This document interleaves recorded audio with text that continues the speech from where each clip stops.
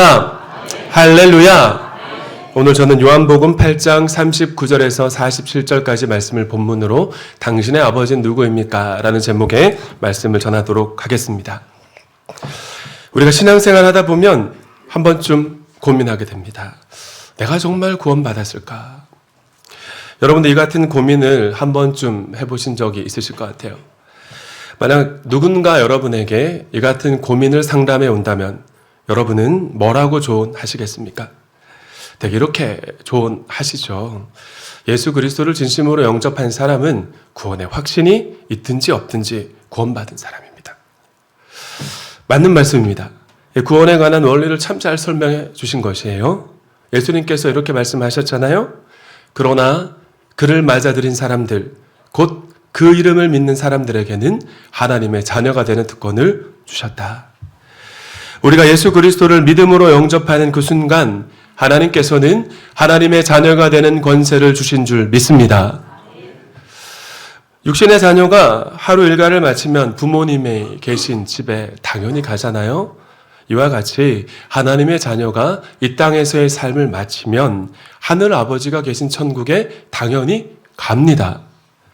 혹 구원의 확신이 흔들릴지라도 예수 그리스도를 진심으로 영접한 사람은 하나님의 자녀입니다. 오늘 밤 죽어도 하늘 아버지가 계신 천국에 간다는 사실을 믿으시기 바랍니다. 자, 그럼에도 불구하고 목회자로서 제가 두려운 것은 우리 성도님들 중에 실제로 구원받은 적이 없음에도 불구하고 교회 문화가 너무나 익숙하고 내가 복음에 충만하셔서 구원받았다고 굳게 확신하고 계신 분이 있으면 어떻게 하나 하는 두려움입니다. 제가 과거 교회 섬길 때 어떻게 사람이 저렇게 투명할 수 있을까, 깨끗할까 하는 신실하게 교회와 하나님을 섬기는 여집사님이 계셨습니다. 사람을 대하는 태도, 눈빛, 말, 하나님을 경외하는 마음, 그 어느 것 하나 아름답지 않은 것이 없으신 분이셨어요. 이 전도폭발 전도팀장님이셨는데 하루는 주일 예배를 마치고 계단에서 주일학교 4학년쯤 돼 보이는 여자아이가 있는 겁니다. 근데 그 집사님 눈빛과 꼭 닮았고 특유의 사람마다 이 제스처가 있잖아요. 그 제스처까지 닮았더라고요. 그래서 제가 물었죠. 안녕 반가워. 야, 너 참 예쁘구나. 혹시 너희 엄마가 박상미 집사님이시니? 제가 맞췄을까요? 못 맞췄을까요? 네, 맞췄습니다. 자녀는 정말 신기하게도 부모를 닮는 것 같아요. 아빠 얼굴이 네모면 자녀 얼굴도 네모고요. 엄마가 영적으로 예민하면 신기하게 자녀도 영적으로 민감합니다. 이것은 하나님과의 관계에서도 마찬가지인 것이에요. 하나님의 자녀가 되면 하늘 아버지가 닮는 모습이 생활 가운데, 성품 가운데 반드시 나타나도록 되어 있습니다. 왜 그럴까요? 하나님의 자녀 안에 내재하시는 성령님이 연단하셔서 하나님 닮은 사람으로 빚어가시기 때문입니다. 반면에 구원의 확신이 확고함에도 불구하고 그의 생활이나 사고방식이나 성품 가운데 하나님을 닮아가는 모습이 없고 계속 깨고 충만한 옛사람의 모습만 드러난다면 글쎄요. 스스로 구원의 확신이 있다 할지라도 과연 이 사람이 구원받았다 말할 수 있을까요? 다시 한번 십자가 복음 앞에 서야 할 필요가 있지 않겠습니까? 오늘 예수님께서 이 말씀을 지난 주일에 이어 하고 계신 겁니다. 지난 주일 설교를 한번 떠올려 보시기 바랍니다. 31절과 32절 말씀에서 예수님께서는 예수님을 믿는다 말하는 유대인들을 향해 예수님의 말씀을 생활에 실천하는 사람이 예수님의 제자이고 예수님의 말씀을 생활 가운데 실천할 때 진정한 자유를 누리게 될 것이라는 말씀을 하셨습니다. 그러자 유대인들이 반박을 했죠. 33절 말씀. 우리는 아브라함의 자손이라 아무에게도 종노릇한 적이 없는데 당신은 어떻게 우리가 자유롭게 될 것이라 말씀합니까? 그래서 예수님이 어떻게 반박하시나요? 34절 말씀 함께 읽습니다. 시작.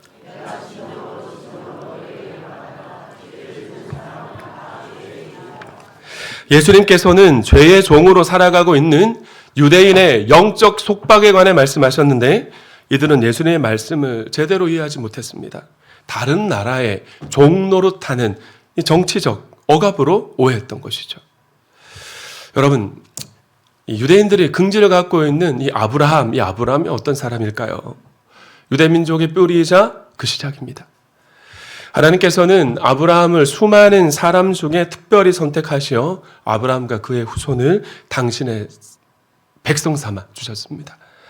이는 하나님의 특별한 은혜였고요. 유대인들은 이 같은 아브라함의 후손이라는 사실에 대해 엄청난 긍지를 갖고 있었습니다. 자, 그런데 그런 그들을 향해 예수님께서 저주에 가까운 말씀을 계속 이어가시는 거죠. 39절과 40절 말씀도 함께 읽어주십니다. 시작.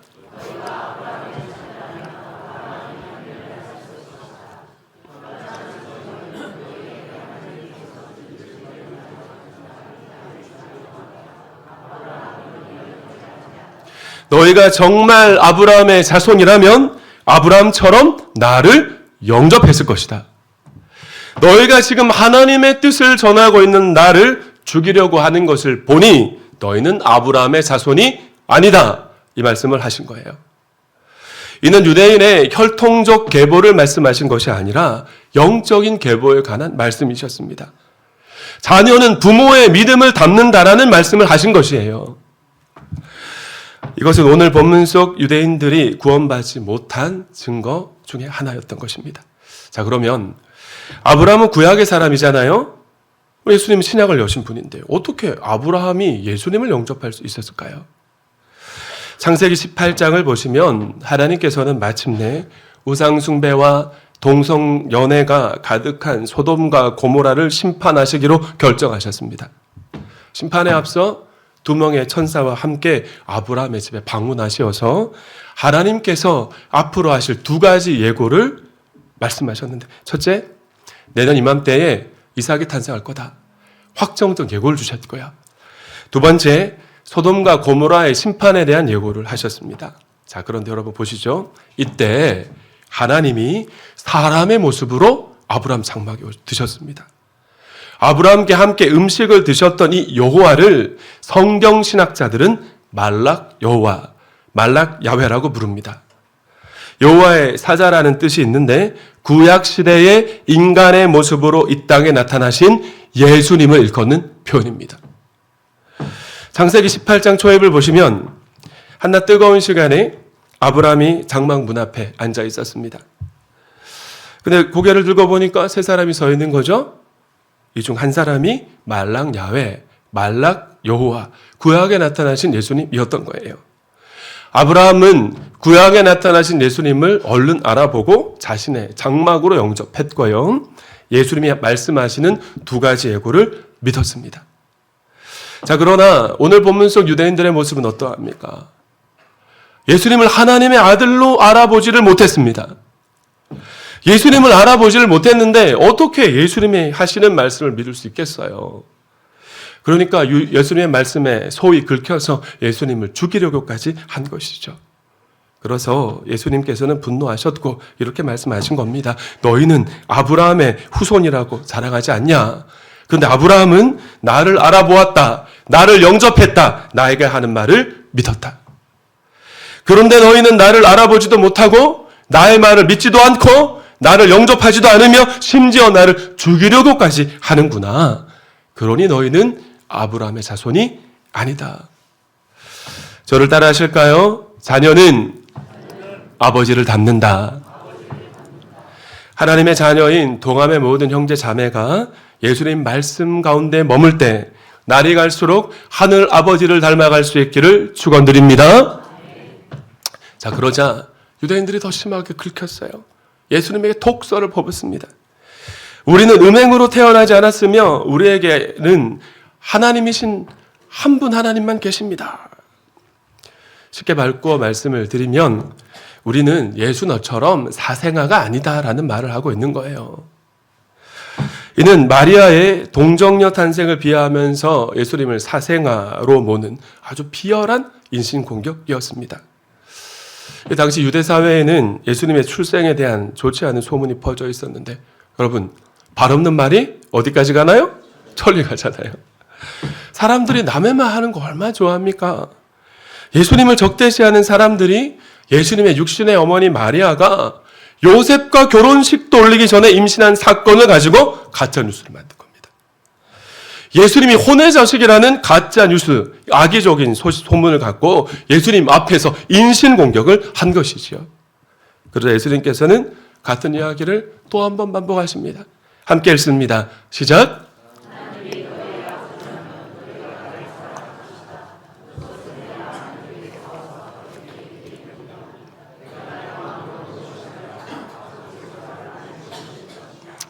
자, 얼마 전 등록 헌신한 김유성, 유현정 부부가 새가족 접견을 할 때 아버지가 동암교회 가라고 콕 집어주셔서 왔다는 말에 제가 얼마나 감사하고 신기했는지 모릅니다. 자, 그런데 아버지가 캐나다 토론토 워터루 제일 하늘 장로교회를 섬기는 김성은 목사님이셨어요. 화면에 보이시는 목사님, 사모님. 하루는 가정교회 사역은 홈페이지 나눔터에 올려진 지역 모임 보고서를 이렇게 읽으면서 좀 도전도 받고 또 기도하고 있는데 김성은 목사님이 있으신 겁니다.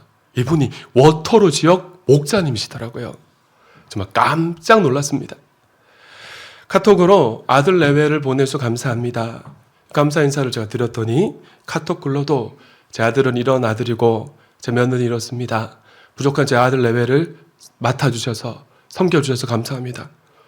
카톡 글만 봐도 얼마나 따뜻하시던지 과연 가정교회 목사님 맞다라는 생각이 들었어요. 자, 그랬더니 김유성 형제가 왠지 모르게 가깝게 느껴지는 겁니다. 웬일인지 제 아들 성현이와 좀 성품이 닮은 것 같고 우리 성현이도 나중에 저 자매와 같은 며느리를 얻을 것만 같고 더 소중한 마음이 드는 것이죠. 예수님께서는 유대인들에게 같은 질문을 하고 계세요. 너희가 정말 하나님의 자녀가 맞느냐? 너희가 정말 하나님의 자녀라면 하나님이 보낸 나를 환영하지 않을 수가 없다. 그리고 세 가지 질문을 연거푸 속사포로 이어가십니다. 43절 말씀에서는 어떻게 너희는 나의 말을 깨닫지 못하느냐? 46절 상반절에서는 너희 가운데 누가 나에게 죄가 있다고 내가 사생활하고 단정하느냐? 하반절에서는 내가 진리를 말하는데 어찌하여 너희는 나를 믿지 않느냐? 먼저 첫 번째 질문입니다. 어찌하여 너희는 내가 말하는 것을 깨닫지 못하느냐? 그리고 스스로 답하셨어요. 43절 하반절 말씀 함께 읽습니다. 시작. 여러분, 유대인들이 왜 예수님의 말씀을 들을 줄 몰랐을까요? 이는 그들에게 예수님의 말씀을 듣고 싶은 의지가 없어서나 능력이 없어서가 아닙니다. 예수님께서 이렇게 말씀하셨잖아요.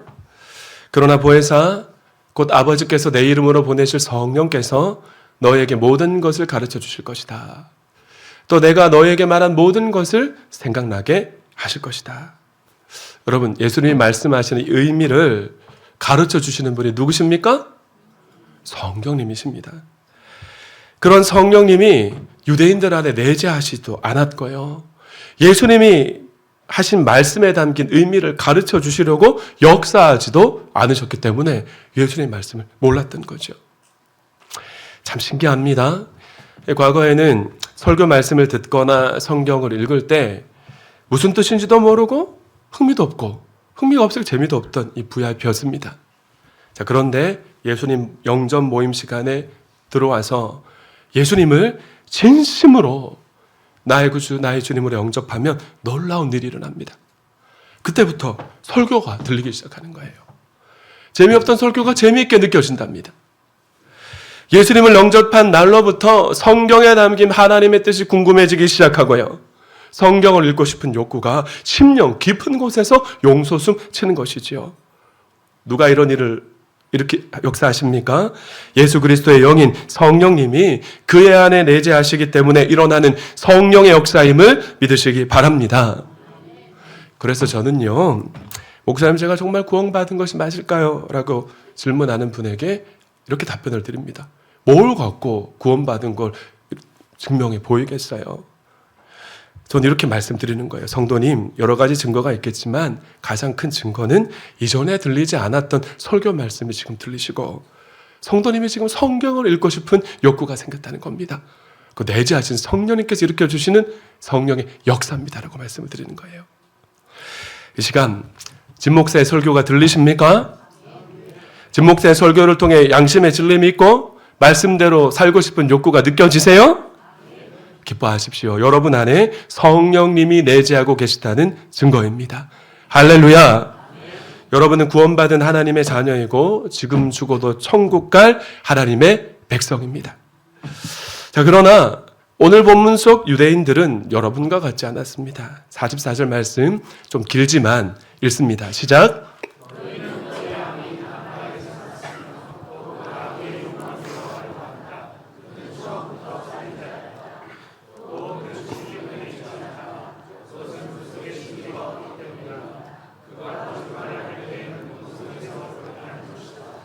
예수님의 말씀에 의하면 사단마귀, 자, 오늘 본문에서는, 오늘 설교에서는 악마라고 합시다.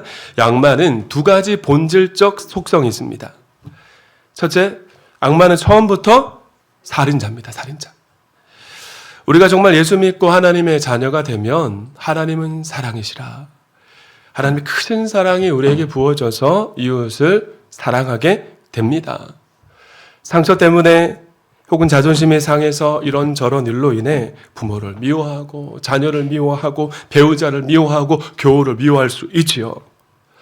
그러나 하나님의 자녀는 진리의 말씀을 들을 때 그의 안에 내재하신 성령께서 죄를 깨닫게 하십니다. 그리고 마침내 자복하고 통회하는 심령을 불어넣으셔서 회개하도록 만드시는 거예요. 왜 이런 일이 일어납니까? 그의 안에 누가 내재하시니까요? 성령님이 내재하고 계시니까. 그래서 종교개혁자 장 칼뱅은 기독교 강요에서 제가 수차례 말씀드렸잖아요. 참된 회개가 구원의 증거이고 예수 그리스도를 닮아가는 참된 성화는 참된 회개의 연속이다. 그랬던 것입니다.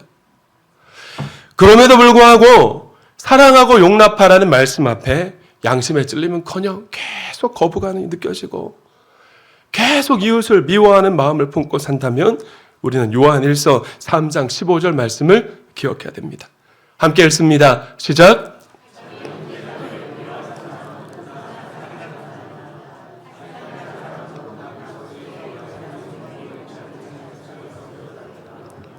여러분, 자기 형제를 미워하는 사람은 어떤 사람? 살인하는 사람입니다. 여기서 미워한다로 번역된 미세오라는 헬라어는 현재 분사형으로 쓰여졌습니다. 지속적으로 미워하는 상태를 의미하는 시제입니다. 하나님께서는 형제 자매를 지속적으로 끊임없이 미워하는 사람을 살인하는 사람과 같이 보시는 거죠. 근데 이게 웬일입니까?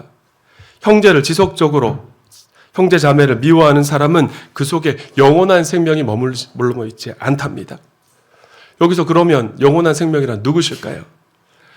요한일서 5장 12절 말씀에 의하면 그 속에 영원한 생명은 여러분 누구십니까? 그 아들 예수 그리스도십니다. 예수 그리스도의 영 성령님을 모시고 있는 사람은 영원한 생명을 소유하고 있는 사람이고 구원받은 하나님의 자녀인 줄 믿습니다. 자, 그럼에도 불구하고 하나님의 자녀도 형제 자매를 미워할 수 있지요. 어떻게 사람인데 미워하는 마음이 안 들 수 있습니까? 상처를 받고 나도 주는데. 그러나 예수의 영이 그의 안에 내재하신다면 미워하는 그 마음 때문에 괴로워하고요. 결국은 회개의 자리로 나아가도록 성령님이 끊임없이 역사하십니다. 그러나 아무런 양심의 가책 없이 계속 지속적으로 형제자매를 미워하고 있다면 하나님의 자녀가 아니라 살인자, 악마의 자녀라고 경고하고 있는 것입니다. 여러분, 진 목사가 흑백 논리를 펴는 게 아니라 하나님의 말씀이 그렇게 이야기하고 있는 것입니다. 두 번째, 악마는 거짓말쟁이입니다. 그래서 악마의 본질에는 진리가 전혀 없습니다. 거짓말쟁이요, 모든 거짓을 낳는 거짓의 압입니다. 이 영물은 태초에 첫사람 아담과 하와를 넘어뜨릴 때부터 하나님의 진리의 말씀을 왜곡해서 거짓말했습니다. 선악을 알게 하는 나무의 열매를 먹으면 반드시 죽으리라 하나님이 진리의 말씀을 주셨는데 이 말씀을 살짝 바꾸어서 거짓말하죠. 결코 죽지 아니하리라. 너희가 그것을 먹는 날에는 너희 눈이 밝아져서 선과 악을 아는 하나님과 같이 되리라 라는 거짓말을 해서 넘어뜨렸습니다. 사랑하는 여러분, 오늘 본문 속 유대인들이 진리의 말씀을 거부하고 불편하게 여기면서 예수님을 죽이려 한 이유가 뭘까요? 45절 말씀도 읽어주십니다. 시작. 진리이신 예수님이 진리의 말씀을 그들에게 하셨는데 그들이 거짓의 아비요? 살인자인 악마의 자녀이기 때문에 진리를 받아들일 수가 없는 거죠. 그래서 우리의 신분은 둘 중에 하나입니다. 하나님의 자녀든지 악마의 자녀든지. 영적 세계는 스위스와 같은 영적 중립지대가 없다는 사실을 기억하십시오. 그래서 하나님의 자녀가 하나님의 가슴에 대못을 박으면서 고린도 교회 성도들처럼 악마의 자녀의 모습이 되어서 잠시 잠깐은 살 수 있을지 몰라도 계속 그렇게 살 수 있다 없다? 없다. 왜 그렇습니까? 그의 안에 내재하시는 성령님이 계속 그렇게 살도록 내버려 두시지 않기 때문입니다. 이 시간 진실하게 정직하게 하나님 앞에서 스스로 한번 성찰해 보십시다. 여러분은 누구의 자녀인 것 같으세요? 하나님과 악마 중에 누가 여러분의 자녀인 아버지인 것 같으십니까? 저는 동암의 모든 형제가 하나님의 자녀이기를 바랍니다. 혹 악마의 자녀처럼 거짓말하고 형제 자매를 미워하는 삶을 살고 있다 할지라도 아직은 옛 습성을 온전히 버리지 못해서 하나님의 자녀가 잠깐 악마의 자녀 노릇하고 있다고 믿고 싶습니다. 그러나 하나님의 자녀가 계속 그렇게 살 수는 없지 않겠습니까? 본질상 진노의 자녀였던 우리가 십자가 사랑으로 십자가 보혈의 능력으로 하나님의 자녀로 조건 없이 입양받았으면 자녀 삼아주신 하늘 아버지를 기쁘시게 하는 삶을 살아야지. 악마가 좋아하는 삶을 살아서는 안 되지 않겠어요? 말씀과 성령으로 이 시간 분별할 수 있기를 바랍니다. 예수님께서는 악마를 가리켜 살인자라고 하셨습니다. 그래서 악마는 저와 여러분을 파괴합니다.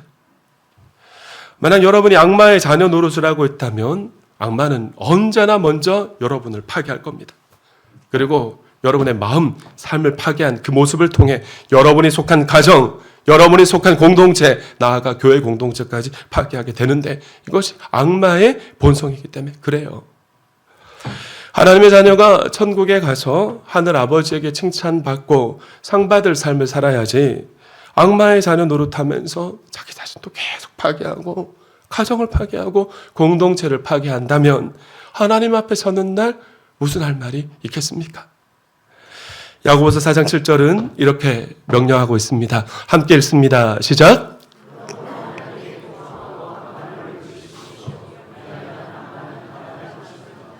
자, 그럼 우리가 어떻게 하나님께 복종하고 악마를 물리칠 건가? 악마의 첫 번째 무기는 거짓말입니다. 지피지기면 백전 불태라 그랬잖아요. 이 거짓말하는 악마의 공격을 우리가 알고 이거 가지고 거꾸로 반격하면 됩니다. 거짓의 아비인 악마가 태초에 아담과 하와를 넘어뜨릴 때 썼던 그 방법 그대로 하나님의 자녀들을 하나님의 말씀을 왜곡하고 거짓말을 통해 속여서 계속 나는 신앙생활을 잘하고 있다라고 자기 착각에 빠지게 합니다. 이만하면 잘하고 있지. 나를 속이는 거예요. 그런데 물질의 노예가 되어서 믿음이 자라지 않는 분들이 있다고 생각해 봅시다. 이런 분들이 헌금 설교하면 시험에 듭니다. 왜 그럴까요? 물질의 노예가 되었기 때문입니다. 물질의 노예가 아니면 시험에 들 일이 왜 있겠어요, 여러분? 하나님보다 세상을 너무 사랑해서 믿음이 자라지 않는 분이 헌신을 요구하는 설교를 들으면 시험에 빠집니다. 왜 그럴까요? 세상의 노예가 되어 있으니까. 용서하지 않아서 믿음이 자라지 않는 분이 용서에 관한 설교를 들으면 또 시험에 빠져요. 미움이라는 감정의 노예가 되어 있기 때문인데 이 모든 일이 그럼 누가 역사에서 그런 것 같습니까? 맞습니다. 악마의 역사입니다. 악마. 기억하십시오. 언제나 악마는 하나님의 자녀를 속입니다. 이만하면 잘 살고 있지. 남들도 다 그렇게 하는데. 지금까지 악마에게 속고 있었는데 진리의 말씀이 악마에게 종노릇하고 있는 삶을 이렇게 쫙 비추니까 악마가 불편해서 그 존재를 드러내기 시작하는 거예요. 그래서 여러분 부탁을 드립니다. 설교를 들으실 때 오늘 목사님이 왜 내 이야기를 하시지? 누가 목사님한테 일러 바쳤나? 오해하지 마시기 바랍니다. 오히려 불편한 마음이 들거나 거부감이 드는 부분이 있으시면 이 부분에 내가 문제가 있구나 깨닫는 은혜가 있기를 소망합니다. 여러분 왜 목사가 여러분 아프게 치겠어요? 그렇지 않습니다. 이것은 맹장염 진단이 있는 의사에게 찾아가서 진단 검사받는 것과 비슷하다는 생각이 들어요. 요즘 맹장염 진단을 어떻게 하는지 모르지만 불과 얼마 전까지만 해도 병원에 가면 의사가 아랫배를 누르면서 뭐라고 물어요? 여기 아파요? 저기 아파요? 물었잖아요. 아파서 병원에 온 사람의 배를 의사가 아프라고 누르진 않지 않겠습니까? 설교를 들을 때 불편한 마음이 들거나 거부감이 드시면 설교 후 침묵 기도 시간에 주님께 물어보십시오. 주님, 오늘 설교를 들을 때 마음이 불편했습니다. 불편한 이유가 무엇입니까? 제가 이 문제를 해결하길 원하십니까? 제가 무엇을 하길 원하십니까? 그렇게 기도하시고 주님이 레마의 음성을 주시면 회개하는 복된 성도님들 될 수 있기를 부탁드립니다. 자, 마귀의 무기 두 번째는 미움입니다. 미움. 어느 목사님이 설교 시간에 이렇게 말했습니다. 미워하는 사람이 한 사람도 없으신 분 손 들어보세요. 제가 몇 번 말씀드렸죠?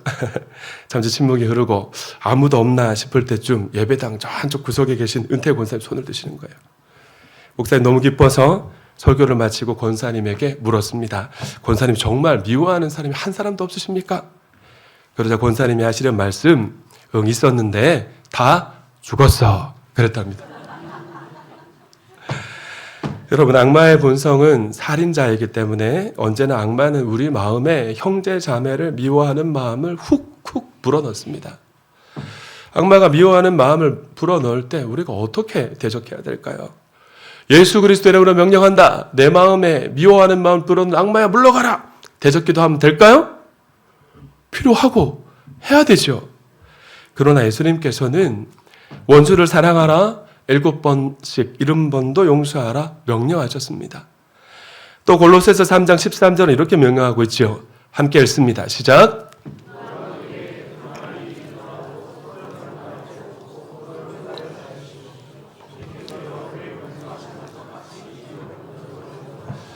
하나님께서는 미워하는 마음을 불어넣어서 우리를 종노릇하게 하려는 악마의 공격을 물리칠 수 있는 무기를 주셨습니다.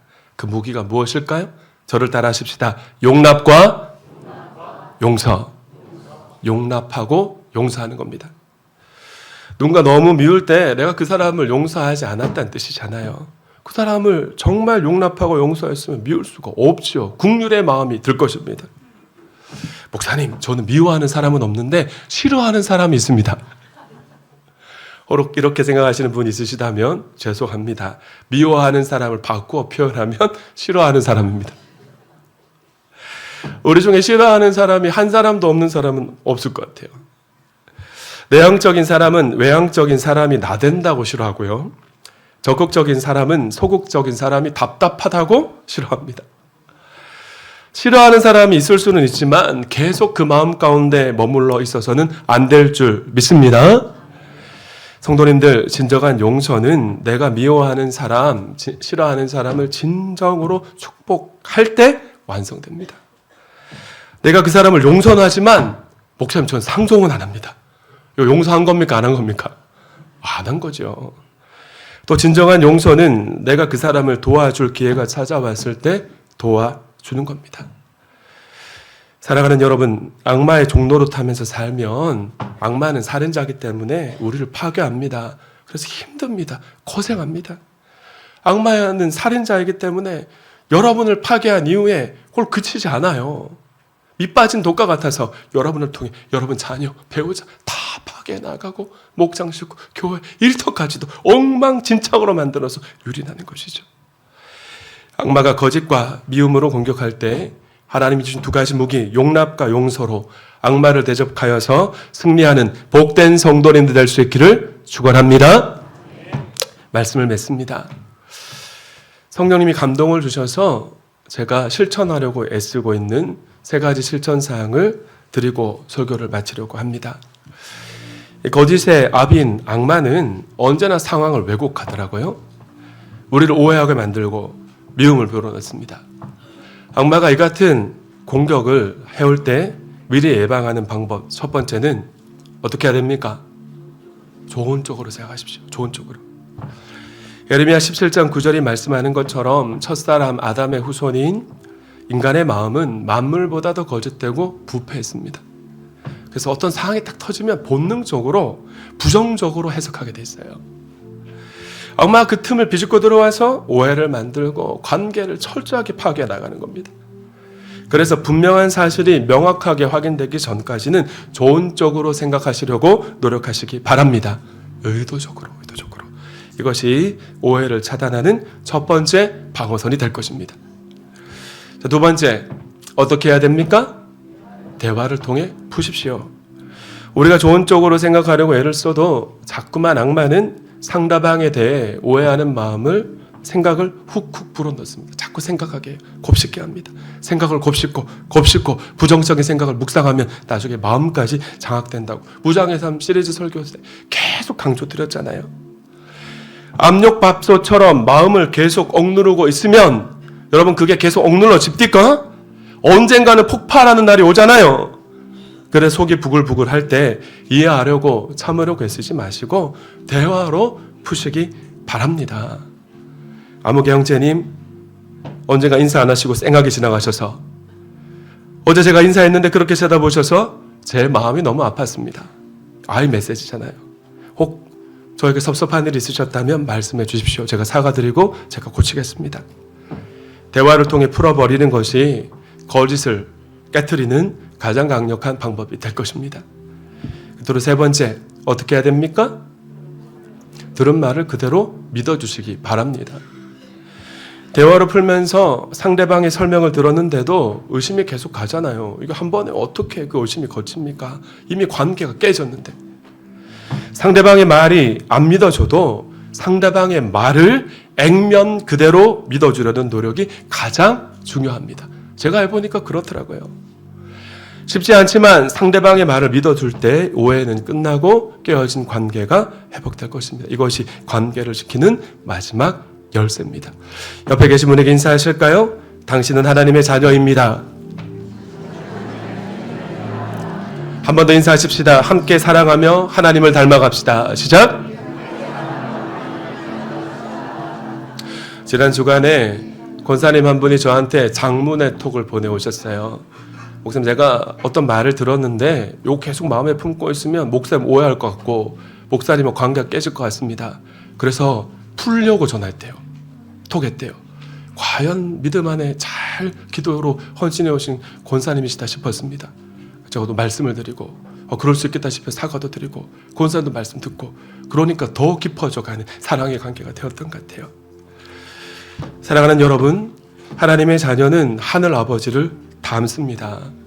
우리 힘으로 할 수 없지만 내재하시는 성령님의 도움을 구하며 주님과 함께 한 걸음 한 걸음 나아갈 때 화평케 하시는 복음의 능력을 경험하게 될 줄 믿습니다. 그 하나님을 신뢰하며 하나님께 영광의 박수 올려드립니다.